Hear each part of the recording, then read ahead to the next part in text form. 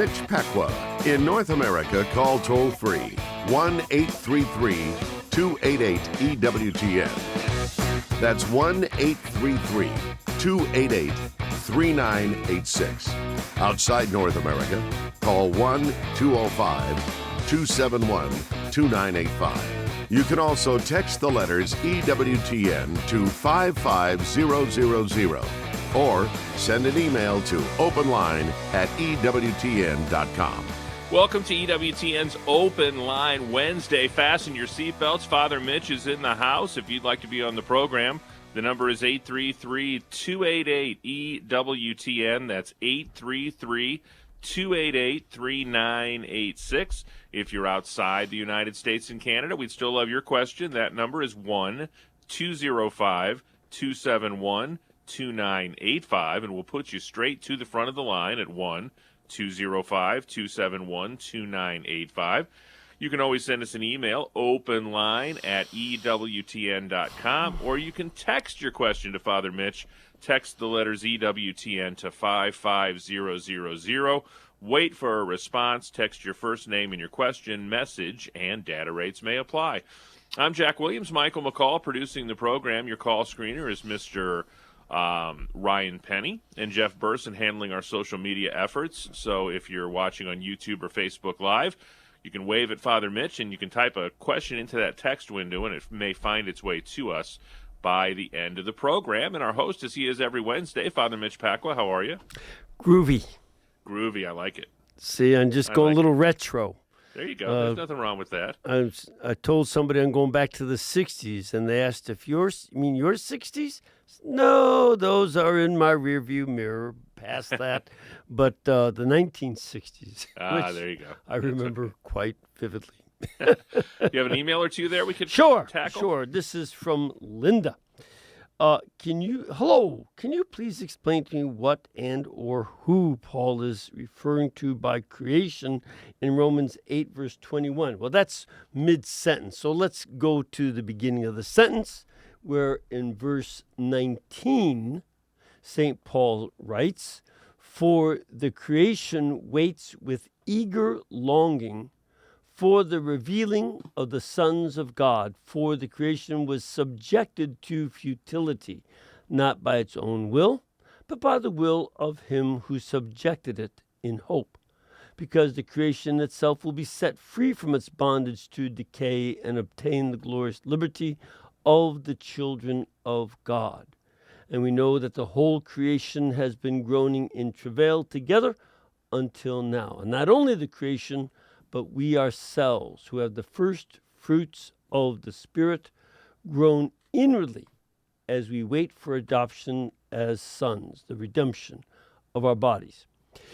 By creation, so now you always have to take a look at a passage in its context, and not just part of a sentence if you can avoid it.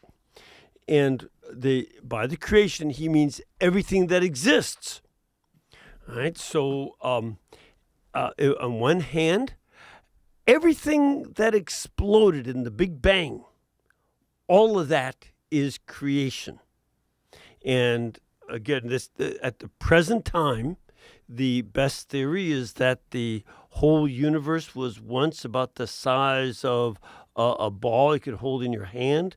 I don't know if they say it's like a tennis ball or a softball or something, but it was very, very tiny, and all the creation was in that tiny little ball, and then there's this big explosion of gases and other things that turn into the whole creation, whole universe. So all of that stuff, according to our Christian faith, will be transformed. That is why in the book of Revelation they speak about, "I saw the old heavens and the old earth fade away, and a new heavens and a new earth came." That there will be this glorified transformation of all creation. And the kind of transformation would be like that of Christ's raised body. After the resurrection, Christ's body was glorified, not merely resuscitated. The body of Lazarus was resuscitated. The body of Jairus' daughter and the widow's son were resuscitated from death. But later on, they died. Christ is glorified, and there's a complete transformation of every molecule of his body. Similarly, Revelation and St. Paul understand this renewal of creation and a complete transformation of it. Now, the question that Linda goes on to ask is, does this include our beloved pets? St. Thomas Aquinas is of the opinion not, and here's why. That they do not have immortal souls. They don't have rational souls that are immortal like ours or the angels. And in fact, when you look at the book of Revelation, you don't see the animals described as part of it. So that's all I know. I would love to have my pets there. If we're up to me, I would love to get a lease in the happy hunting grounds of the various Native American peoples. I think that would be wonderful. And no animal dies, but you still get to have fun hunting and all that. That'd be fine. But there's nothing about the animals being included as sentient, that is, beings who can have the senses. That's what I mean by sentient, that they have senses, walking around. But all creation will be included. Now, I would say this.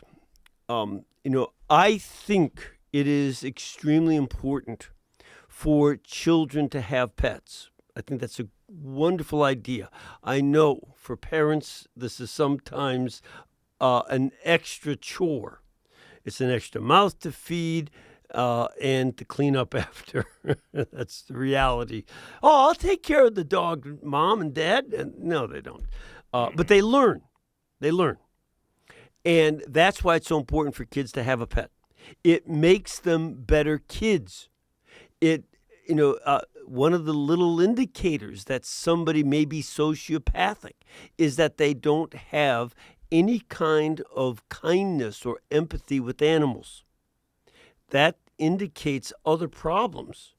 So training a child to have, empathy for pets is a help. It's not a guarantee. Remember, Adolf Hitler loved his pet dogs, and he was a vegetarian. That did not make him a kinder, gentler man by any means. But in general, it does have help. So I'm in favor of pets. I love pets. And I have a couple of cats that I rescued from the woods near me. That's great. But there's no indication that as much as I love them, that they get to enjoy heaven. If they do, I'd be delighted. But that's a management question. I'm in sales. We probably got time for one more quick one. All right. My name is Gary from Hawkinson, Delaware. Look for some sound Catholic advice on what helps to make a perfect marriage. That is a perfect Catholic marriage. Thank you. A couple things, Gary. First, you have to love God, number one, ahead of your spouse and ahead of your children. Two, you have to love your spouse more than you love your kids. You put your spouse, in your case your wife, ahead of the kids. But that doesn't mean that you love the kids less. You won't. It's just that you keep priorities. God willing, you'll have a long marriage and she'll stay around a lot longer than the kids will. Oh, they keep coming back, and bringing more with them. But that's not the same. So you have to have that set of priorities. And within that set of priorities, there has to be open communication with God first. You have to have prayer, and prayer together as well as personal prayer.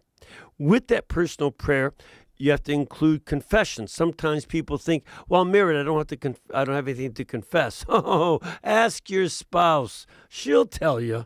So there's plenty to confess, but it changes from some of the things you used to confess.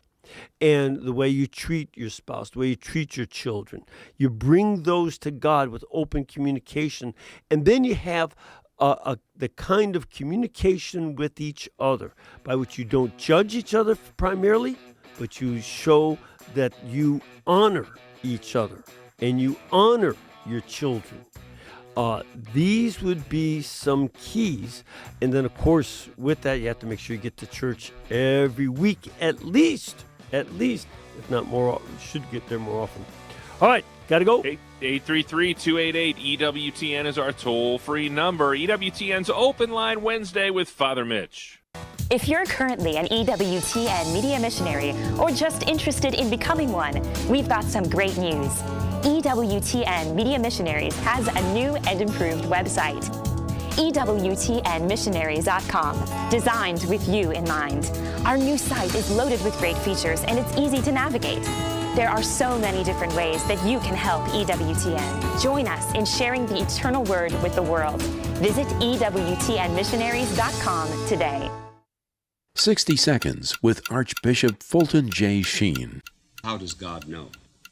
Well, God does not know the way we know. We know by looking at things. God knows by looking at himself. We can get a faint idea of the way God knows from an architect. Before an architect puts up a building, he can tell you if he is the designer. The size of the building, its dimensions, the location of each room, its height, the number of elevators it will have, and so forth. How does he know all of this before the building is built? Because he is the designer of the becoming of the building. Now, God is a cause, too. But God is not just a cause of the becoming of the universe. He's the cause of the very being of the universe. The people you know and trust are on EWTN. This is Open Line on the EWTN Global Catholic Radio Network. If you have a question, call 1-833-288-EWTN. That's 1-833-288-3986. Outside North America, call 1-205-271-2985. Or send us an email to openline@EWTN.com. Be sure to check out Catholic Answers live tonight, 6 Eastern Time, 2 full hours of open forum Q&A. First hour with Tim Staples and hour number 2 with Jimmy Aiken. Again, Catholic Answers live tonight, 6 Eastern Time, right here on EWTN Radio. To the phones we go. Jim is in Youngstown, Ohio, listening to EWTN on Living Bread Radio. Jim, you are on with Father Mitch Pacwa. Hello, Father Mitch. Pleasure to talk to you, sir. Thank you. Thank you very much. What can we do for you today? I'm a huge fan. Got a question for you. I'm going for my master's in theology, and I had to pick a topic. It's Jewish scriptures. I know that's something you are passionate about. Yeah. And I had to pick a topic where I compared and contrast Christian belief versus Jewish belief, and I picked the sacrifice of Isaac with Abraham, or the attempted sacrifice, I guess. And it's fairly simple for me to find information on, Isaac as a type of Christ and different Catholic perspectives on it. But it's a little harder to understand a Jewish perspective. And I was wondering if you could just throw me a couple bones to help me with my research. Sure. There are a number of Jewish commentaries that you could look at. One that is somewhat, that would be fairly interesting. Do you have good access to libraries? I do. Okay. That one of the things that you may want to take a look at then is the Midrash Rabbah on Genesis. Okay? So look up Midrash Rabbah on Genesis. and they will have various. Now, the Midrash tend to tell stories about that would be sort of background, that they don't look to those as authoritative like scripture, but the usefulness of the Midrashim is that it gives you a certain amount of perspective, of a feel, a sense for the episode in Jewish experience and mentality, and that is itself one very important level. I don't know what one of the greatest commentators from the perspective of Jewish literature is Jacob Neusner, Neusner. He may have something on this because Neusner is very conversant with Christianity and the New Testament, but he definitely understands it from a Christian perspective. And then you can also check out some commentary. There are Jewish commentaries on Genesis. There's Soncino Press, Soncino, has a series of commentaries, and there's the first one on the first 5 books of the Bible is called the Chumash, Chumash. Try there, and in the section on the sacrifice of Isaac, and see some of the comments that they have. They won't necessarily give you a comparison to Christianity, but it's important to see the Jewish perspective in its own right, and without reference necessarily to Christianity. So then you understand this, that there's an obvious love and treatment with authority of the same text, but a completely different perspective, and that can be very helpful to you. Sound all right as a start? Thank you so much, Father. You're welcome. You're welcome. God bless you, Jim. We appreciate that. And take good footnotes. There you go. 833-288-EWTN is our toll-free number. 833-288-3986. That's the number Fred used. He's in Sacramento, California. A first-time caller listening on Sirius XM Channel 130. Fred, welcome to the program. Thank you, and hello, Father. Hi, what can we do for you? I recently reread the book Proof of Heaven by Dr. Eben Alexander. I bought it about 8 years ago and found it again. And I wanted to know if you had a chance to read it, and if so, how you think it jives. No, I've never read it.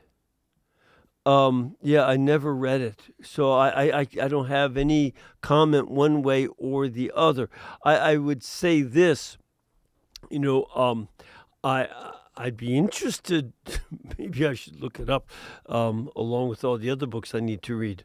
But at this point, I'm working on writing 2 other books of my own, so my focus is on the research for those. But I just don't have any comment on it. Sorry. Thanks, Fred. We appreciate that call. Sure. 833-288-EWTN. Couple of open phone lines for you at 833-288-3986. Next up is Maria in Detroit, Michigan, listening on Ave Maria Radio today. Maria, what's your question today for Father Mitch? Thank you so much. God bless you all, and especially our beautiful priest, Father Mitch. Father, I am disturbed by the negative comments I hear about our Holy Father. I'm looking for your take on the Pachamama situation with the Synod. I feel that Satan tries to get into our church and divide it from within, and I think we should be correcting our brothers fraternally with charity. And what's your take on that, Father? Well, here's a couple things. I spoke about this on one of my programs, my television program, when it occurred. And my interest was that I had worked in Peru back in 1975 at our missions there. And that's when I first learned about Pachamama. And I told what was for me a very, very powerfully moving experience. I was in the town of Yungay up in the north. And this was a town that in May of 1970 was completely destroyed by 7.8 Richter scale earthquake. It wasn't so much the earthquake itself, but the earthquake knocked a chunk of Mount Huascaran into a lake, displaced the water, and it came rushing down the mountain at 120 miles an hour. And in 30 seconds, it went from a town where everybody was running and screaming to dead silence because everybody was dead, but for a few people picnicking up on a hill. It was very tragic. And back then, the one thing to survive that earthquake was a statue of Jesus Christ in the town cemetery. And he is standing with his arms outstretched, like you see in that famous statue in Rio de Janeiro.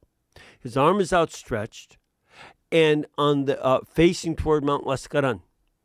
And on the base of the pedestal of that statue, it says, "Such is the fate of those who worship Pachamama instead of the true God, Jesus Christ."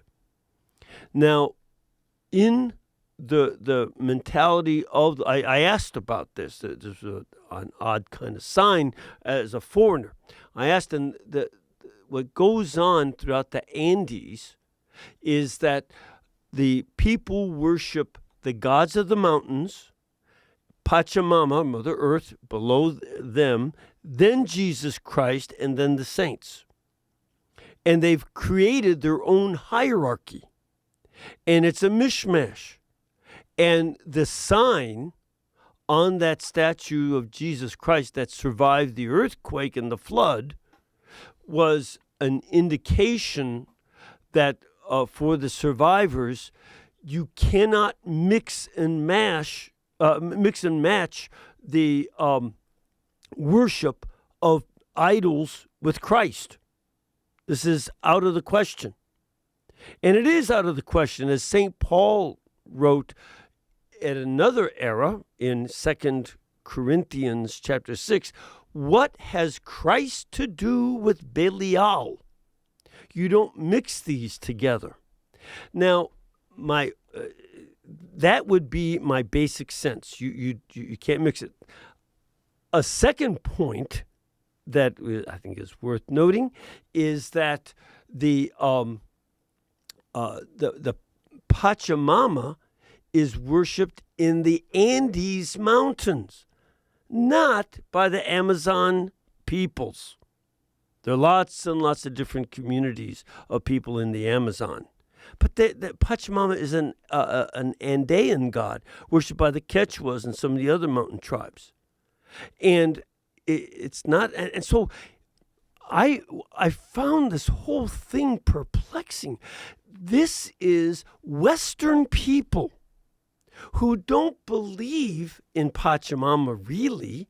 They see her as a symbol, exactly the way the United Nations was using Pachamama in a comic book that the United Nations printed in favor of environmentalism, and they made their own little story about Pachamama to introduce people the way back in the 90s that the United Nations had also been pushing the worship of the feathered serpent god of the Aztecs, Quetzalcoatl, who used to demand, by the way, that humans have their hearts cut out. And that Pachamama demands human sacrifice, especially of babies. And quite frankly, Maria, I have become concerned that, as politicians in this country and other countries push for abortion and for euthanasia, because and my suspicion is they make all kinds of health care promises that they will give you as a government, but they can't afford it. That's why Nancy Pelosi said on television in 2009 that we have to have abortion. Think of the money we'll save. And the worship of Pachamama as a goddess that takes dead children, and Quetzalcoatl, who takes dead adults, is supporting an agenda and moving people away from their Christian roots. These are some of my concerns. Does that help, Maria? EWTN's Open Line Wednesday with Father Mitch Pacwa. Father John Riccardo. When you and I wake up every day, do we strive to know Jesus or not? Quick question to you and me right now. Is that what you and I are doing every single day? The leading Catholic voices are on EWTN Radio. Hi, I'm Doug Keck. This is an EWTN bookmark brief. Just had the pleasure of speaking with Jeff Cavins about his book, The Activated Disciple, Taking Your Faith to the Next Level. Tell us, Jeff, what's this book about and why did you write it? Well, The Activated Disciple, Taking Your Faith to the Next Level, is really about challenging people to go from studying the faith and being interested in the faith, and I would dare say maybe it's a hobby to some people, to actually following Jesus, taking what you've learned, putting it into practice. Faith really is two things: an intellectual assent. Yes, I believe these things, but it's also a personal entrusting of yourself, as Pope Benedict, spoke about, and that involves getting up and actually following him on a day-to-day basis. The Activated Disciple, Taking Your Faith to the Next Level, by the one and only Jeff Cavins, available through our EWTN Religious Catalog. Look for the entire interview coming soon on the network.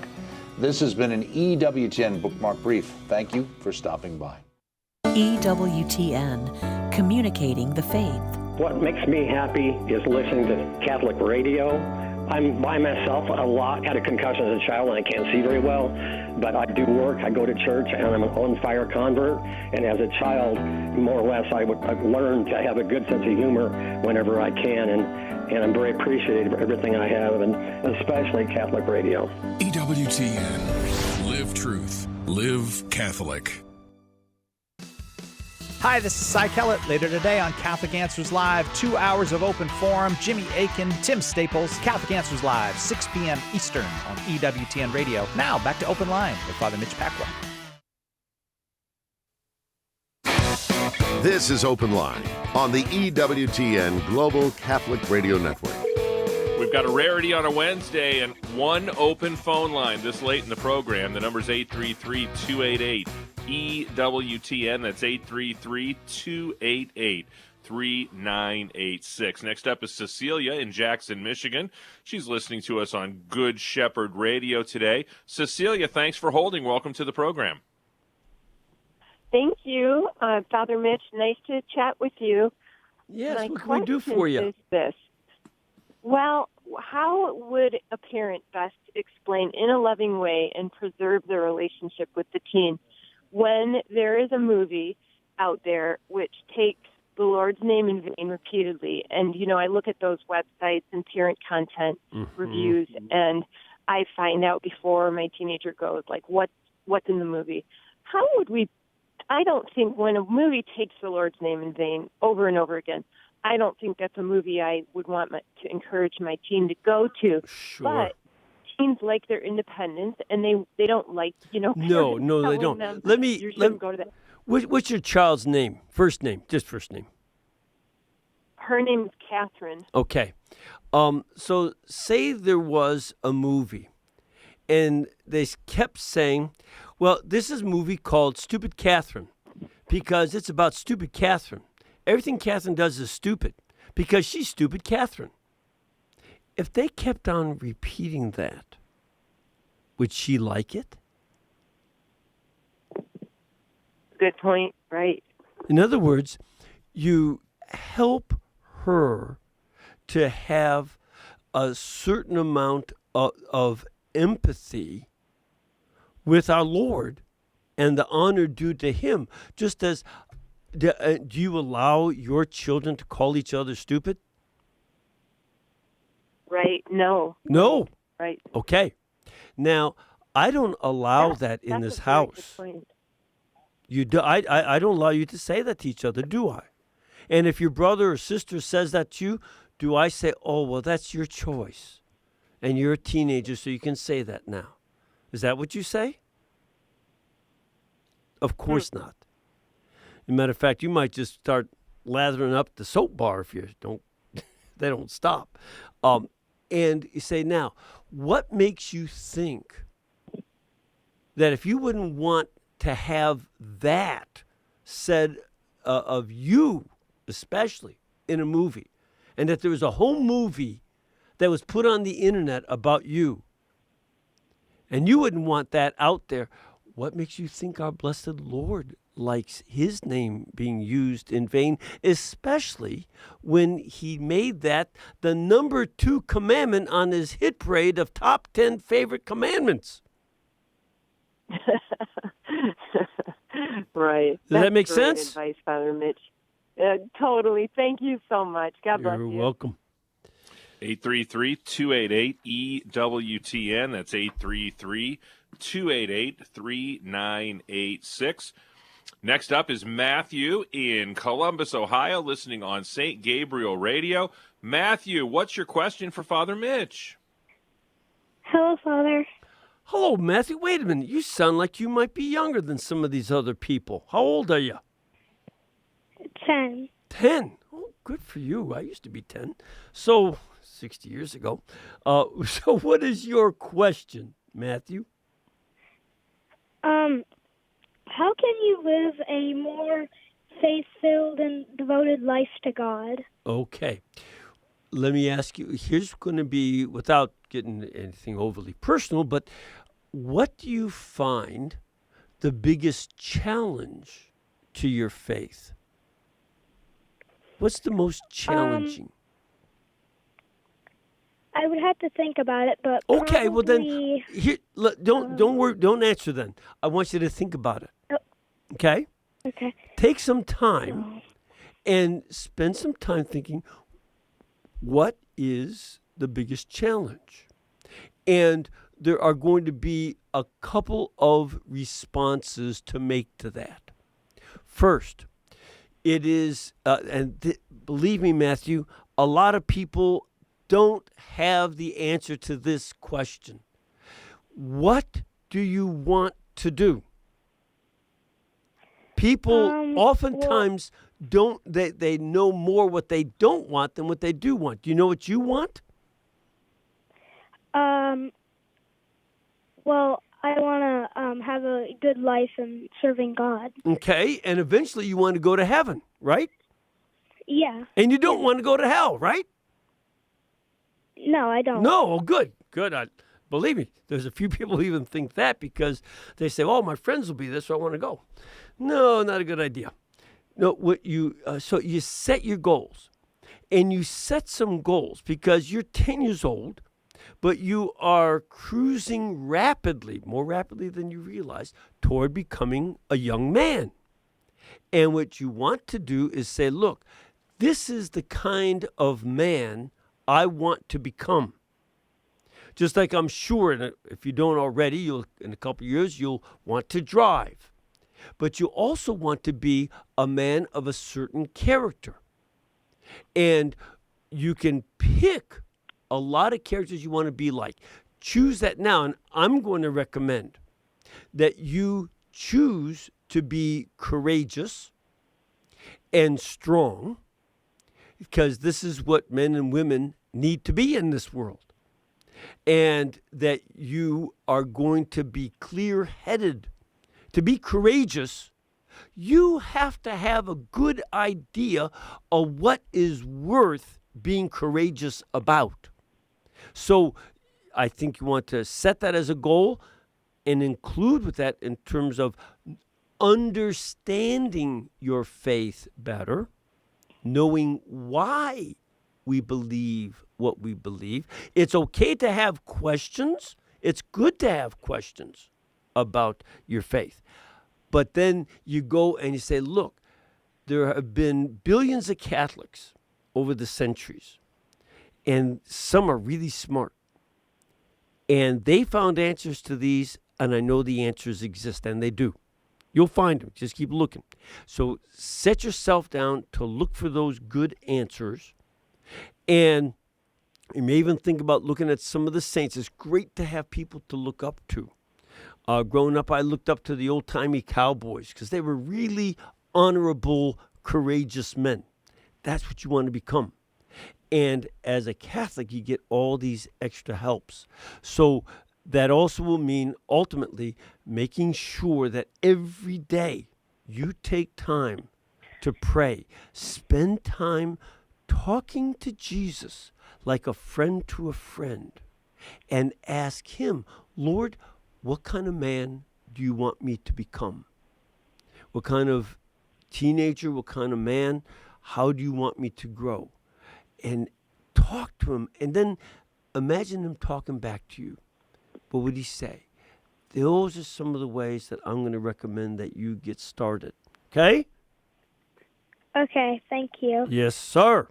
Thank you, Matthew. We appreciate that phone call. 833-288-EWTN is our toll-free number, 833-288-3986. Next up is Jim in Seattle, Washington, a first-time caller listening on Sacred Heart Radio. Jim, you're on with Father Mitch. Hey, Father Mitch, thanks for taking my call. My pleasure. What can we do for you? So I have a question regarding sedevacantism, and basically, what is the crux of the matter? Because I grew up in that. I converted 9 years ago, but people in my family still practice. Sure. And it's this idea of false ecumenism and the Pope not being the Pope, but it seems like it's a lot of just like canonical legalese and a lot of just church law that people are mincing words with, and I'm not sure how to. Yeah.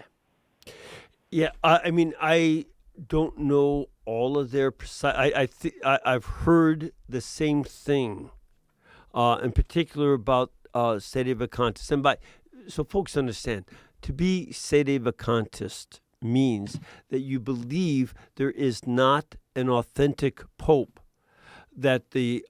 And here's one of their problems. Some of them say that the last authentically elected Pope was Pius XII. Some don't think even he was, and some go back to Pius X. Some say that it was Pope John the 23rd. It varies. It varies. And here are some of the things that I would recommend. First of all, do we have problems in the church because of false ecumenism taking place? Yeah, we do. Do we have problems of a lack of clarity in our teaching? Absolutely.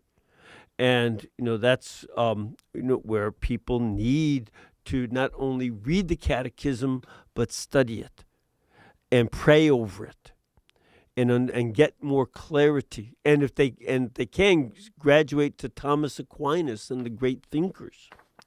We need that clarity, and we've been living in a wishy-washy world in general, and that's affected the church.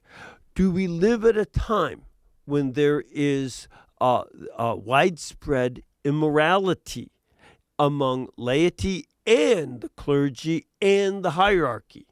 Obviously, we do. We read it in the news all the time. And the answer of saying, okay, there's not a real Pope, I don't buy that. How is that going to be resolved? Because for one thing, if that's the case, how are you ever going to get legitimate cardinals to elect a Pope that you finally think is legitimate? What is your possibility here?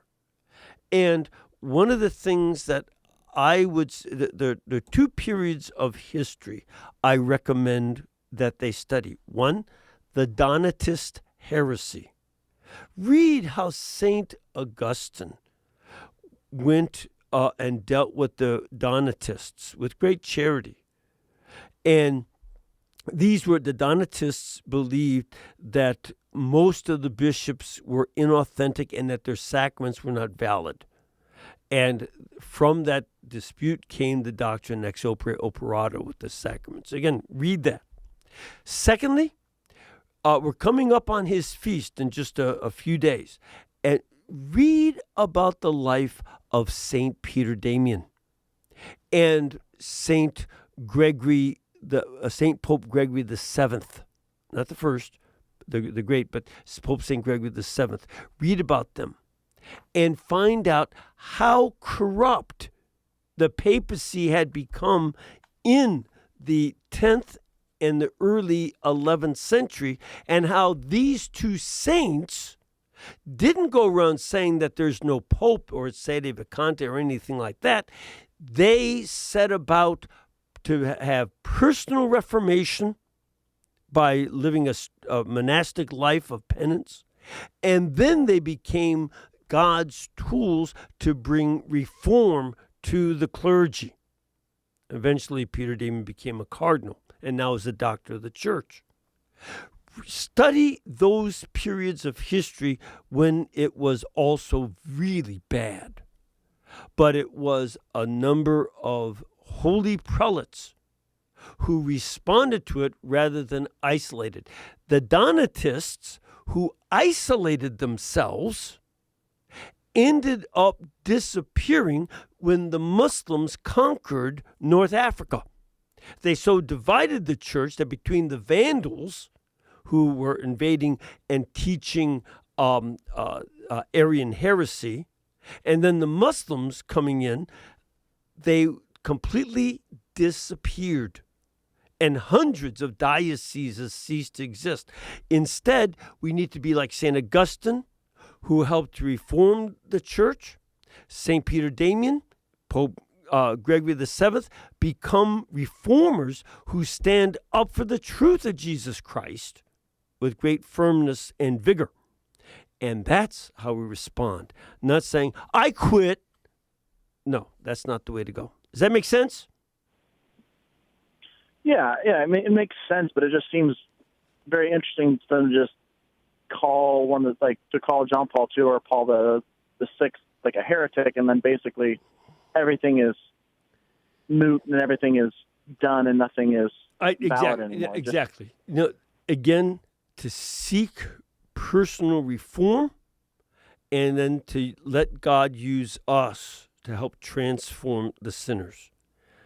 I don't deny the reality of the sin of heresy, false doctrine, and immorality. But I ask that the Lord first reform me and then use me to help the rest of the church. Okay? All right. Very good, Jim. Thanks so much. You can carry EWTN with you everywhere you go when you download the EWTN app. Gives you access to the live TV and radio streams, audio and video on demand, right in the palm of your hand. EWTN news, program schedules, prayers, devotionals, just about everything EWTN available right there on the app. You can download the EWTN app at EWTNapps.com. Next stop for us is Bellevue, Nebraska. Deacon Tom is in Bellevue, listening on Spirit Catholic Radio. Deacon Tom, thanks for holding. Welcome to the program. Thank you very much. Sure. What can we do for you? Hi, Father Mitch. Yeah, so we are now well into the election cycle. We just finished Iowa, and no, we didn't. The votes are going to be it's still going on. What's that? We haven't finished yet. They can't decide. That's true. Yeah. But of course, we're within a few months of actually making some big, fairly significant decisions. So I want to go back to the last time we did this, and there was an article run in the National Catholic Register by a Jesuit priest who essentially said that if you don't vote Democrat, you've forgotten your roots. At about the same time, the bishop in Phoenix said, if you vote for anybody who's counter to the Catholic beliefs and traditions and essentially isn't pro-life, then you're not voting well. My simple question to you is to just clarify all of that which way are we as Catholics supposed to go? Okay. Deacon, one of the things that's very important to keep in mind is that we have in Catholicism a hierarchy of values and a hierarchy of truths, correct? Did they teach you that in deacon training? Oh, yes. Yeah. Okay. So, you have to take a look at the different commandments. An example would be, in terms, say, of abortion. People try to pit abortion against immigration reform. Now, in this case, if you kill the children, will immigration reform help them? No. And, while, you have to, and one of the things that we have to make decisions about are some things are absolutely clear in terms of morals. You can't kill innocent life. Matter of fact, we have been making moves to not kill, capital criminals. People who commit capital crimes. We're making the move not to have executions, not only within the church, but in society in general. We find that increasingly repulsive. But we still, even there, must put up a higher priority on preserving the life of the innocent, and then also the lives of those who are criminals. We want to preserve their lives and help them reform. And some of these, and then you have another set of issues, some of which are prudential judgments. I believe that the Republicans want to help the poor and that the Democrats want to help the poor. Neither one of them hates the poor. They have different prudential decisions on the best way to help them. That is a good discussion for us to have. But the way that you help the poor is not the same thing as killing them before they're born. So that this is how we have to weight the issues. And this is going to be, and it's the same thing on the economy. Do you think that, there's, in general, there's an increase in the economy. It's a prudential decision to say, well, I don't think enough of the people are getting enough of an increase in the economy. Okay, that's fine. Let's work on how you can do that and discuss that without making that the same level as killing. That's prudential. These are how we have to evaluate. Some things are simply prudential decisions that we should discuss in a democracy. But some things are moral questions that we have to say, we have to protect these values. That's something that I think is, how we evaluate these different things. Does that make sense? Oh, yeah, it makes a lot of sense. I just think when you have those two, what seem to be very separate answers, and we're trying to respect all of these people in these leadership positions, when it comes down to making a decision, it's sometimes hard when you have the same body with two different hands. Yes, and then you have to come to deal with some of our American values, and this is where the prudential issues come in. So, for instance, we want to pay attention to who is trying to get power to use it for what purpose. Those are good questions to ask. Now, again, that's a prudential issue and sometimes a legal issue. And it may be also involving moral values. But we should ask that of both sides. Ask what kind of power do you want and why? What kind of power do you want and why? And C, what are you doing to help the American people? This is something, and what are you doing to help bring about more peace in beyond our borders and more prosperity beyond our borders? These are important questions. And again, most of them are prudential, but a few have to deal with morality. Very quickly, we'll head to Stephanie in New Orleans, Louisiana, listening on Catholic Community Radio. Just a couple minutes left. Stephanie, what's your question for Father Mitch? Hi, Father Mitch. My question is, I see a nun for spiritual direction, and I brought up the subject of homosexuality and the church's views on it. And her response was quite shocking. She stated to me that she felt that because homosexuality is not in the Bible as a sin, and the church is changing its views on it, and Pope Francis is also looking at changing how the church accepts homosexuality. And it was quite disturbing, and I stated to her, well, it is definitely in the Bible. And it is a sin in the Bible, okay, to do the homosexual acts. Having those tendencies is not a sin. Acting on the behaviors is sinful in the Bible, and it's called an abomination in the Old Testament. And St. Paul, see, here, she might try this line. Well, Jesus didn't talk about it. You know why? It was so clearly rejected in ancient Israel, he didn't need to tell it. Do you have kids? I do. Okay. Did you tell your 2-year-olds, you cannot drive this car unless you are willing to fill up the tank when you're done? Did you tell that to a 2-year-old? No. Of course not, because it's not relevant.